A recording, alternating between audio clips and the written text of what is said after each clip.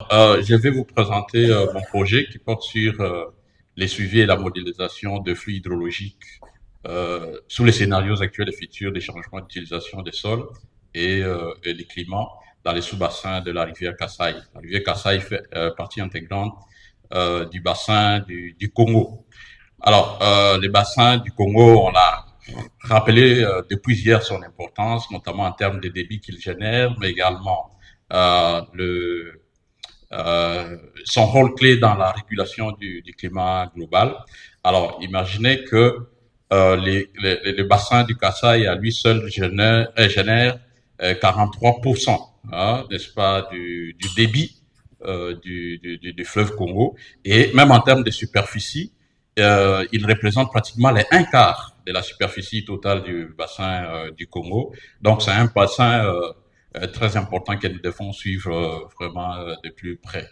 Oui. Alors, le problème qui se pose, c'est un problème des données. On ne va pas se fatiguer d'en parler.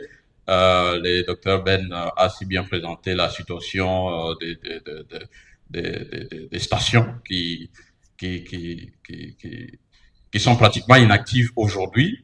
Alors, ça fait qu'il y a des fortes incertitudes maintenant lorsque on fait, par exemple, des estimations des débits, n'est-ce pas, quand on calcule les différents stockages dans les différents compartiments hydrologiques dans les bassins du Congo. Donc, avec des données qui ne sont peut-être pas fiables, pas suffisantes, il y a donc de fortes incertitudes.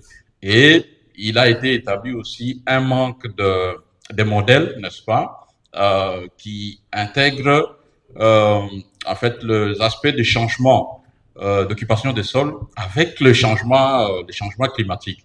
Donc ça, c'est quelque chose qui nous manque pour l'instant. Alors imaginez que tout ça se passe dans un contexte où il y a une forte pression anthropique dans ces bassins avec les activités minières qui génèrent beaucoup de sédiments et ces sédiments qui modifient même la morphologie de certains cours d'eau et donc ça a un impact important sur les régimes hydrologiques et même sur la disponibilité des ressources en eau dans le bassin du Kasaï.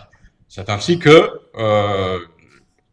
nous, nous proposons à travers cette étude d'améliorer la connaissance, n'est-ce pas, des processus hydrologiques dans les bassins du Kasaï et les différentes interactions entre l'eau qui circule dans les différents compartiments hydrologiques du bassin du Kasaï. Et spécifiquement, nous allons mettre en place un cadre des collectes des données des terrains, n'est-ce pas, en installant des stations hydrométriques, plusieurs stations hydrométriques sur terrain, mais également les données d'observation spatiale